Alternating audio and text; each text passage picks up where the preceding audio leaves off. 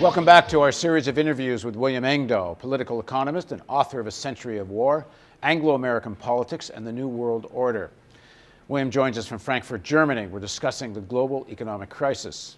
Thanks for joining us again, William. Thank you. William, wages have been stagnant since the early 1970s. Many people point to that as an underlying cause of the crisis. What's your view?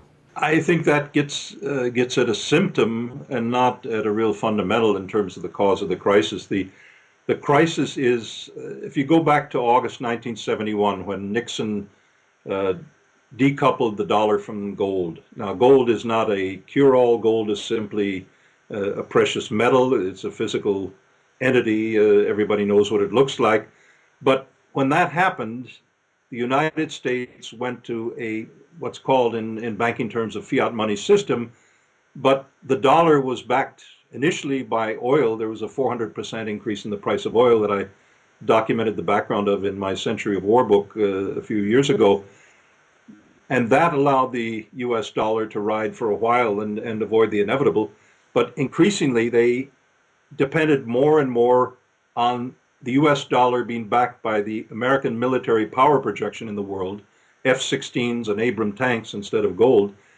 And that allowed US administrations to run deficits like no other nation in the world was able to. And I think that is what now is reaching its limits. And we had the collapse of the Soviet Union in the early 90s.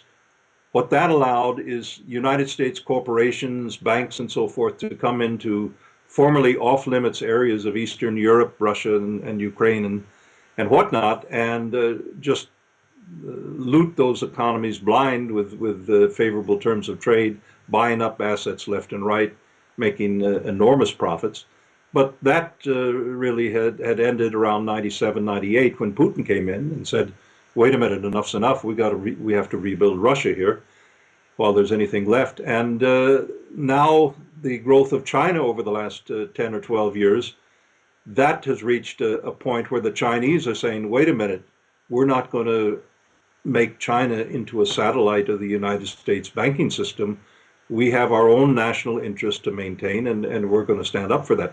So it's really a crisis of limits of a system, a fundamental financial system that's been created out of New York, out of the U.S. financial groups, and with the support of the U.S. Treasury, the so-called American system, American century system, that is at its physical limits. And that is the problem that has to be addressed. There is no quick fix to this. I'm sorry to say, I wish that there were, but this is not a recession like any other that we've had in the post-war period. William, with the unraveling of the Ukrainian economy and many other economies like Pakistan, what is the potential political crisis that could emerge from that? And just how dangerous a situation are we looking at? Well, I think the possibilities are open-ended for good or for bad, and it depends on really what other actors do in the situation. The real danger, as I see it, is that certain powerful circles in the American establishment are going to say, okay, historically our power is based on finance. Now we're at the limits of that power on finance. We have to turn to the other bastion of our power, our military projection, and do through military means what we can't do through financial means. And that is a real danger of a World War III if that faction wins out with the Defense Secretary Gates, the National Security Advisor, and the new team that Obama's brought in, which is really a very hawkish continuation of much the old team as I see it. So barring that, I think Ukraine's economic instability is not that much of a crisis. I think the real crisis would be if Ukraine managed to get into NATO, and the US definitely, under the Bush administration, tried everything possible to bring Ukraine into NATO. That kind of instability within NATO would be a hair trigger for a war by miscalculation. I don't see that happening right now. Pakistan, I'm very concerned about the indications of the Obama administration to make Pakistan and Afghanistan a new theater of war. I see nothing but the potential for a new Vietnam there, gradual buildup of 30,000 more US troops in Afghanistan. That's military nonsense. The standard Marine Corps handbook for counterinsurgency says you need something like 650,000 men in Afghanistan to effectively create a counterinsurgency, and we're talking about 60,000 total. So something else is going on in Afghanistan, and I don't at all like the looks of it. I think it has to do with a U.S. encirclement of China and Russia, if you will, putting an American Iron Curtain between China and Russia in terms of Eurasian economic cooperation for very short-term goals on the part of Washington. And if that plays out, that's going to be a very provocative and a very dangerous policy on the part of the new administration. We'll have to see. So one more segment, and in that segment I will ask you, if President Obama were to call you, what would you suggest? Thank you for joining us. Please join us for the next segment of our interview with William Engdahl.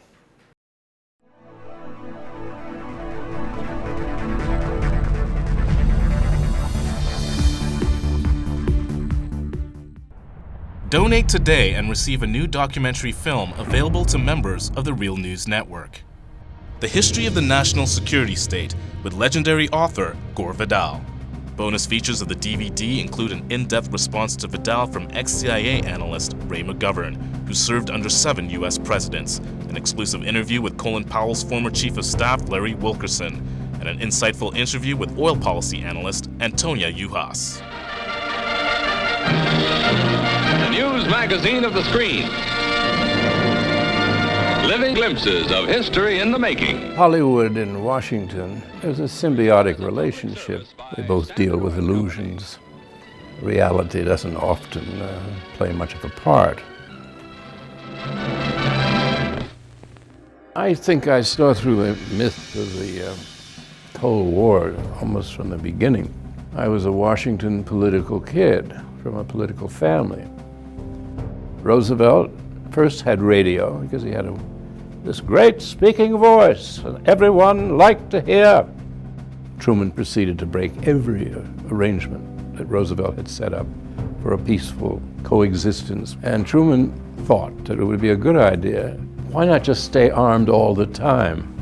And then he devised the national security state. You've got to go up and swear allegiance to the United States or else you're a commie. I mean, we had imported fascism. We get Dwight Eisenhower, who said that we have this great military industrial complex. It is a dangerous thing. And he said this is going to change everything. And the way our country is governed is going to change us politically. Along comes Jack Kennedy, who wanted to make his mark, believed in the Cold War. But he said in this kind of politics, it is the appearance of things that matters. I think everybody should take a sober look at the world about us. The national security state still exists, only it isn't communism anymore, it's terrorism. This is the most serious thing that has happened in the history of the United States. Knowledge is power. We need an honest news system. We need the real news.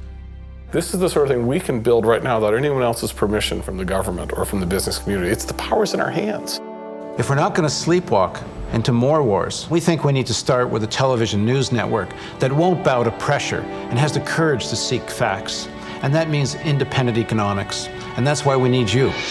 Make a tax-deductible donation now of at least $10 a month or a one-time give of at least $75. As a thank you for your support, we will send you the new documentary film, The History of the National Security State.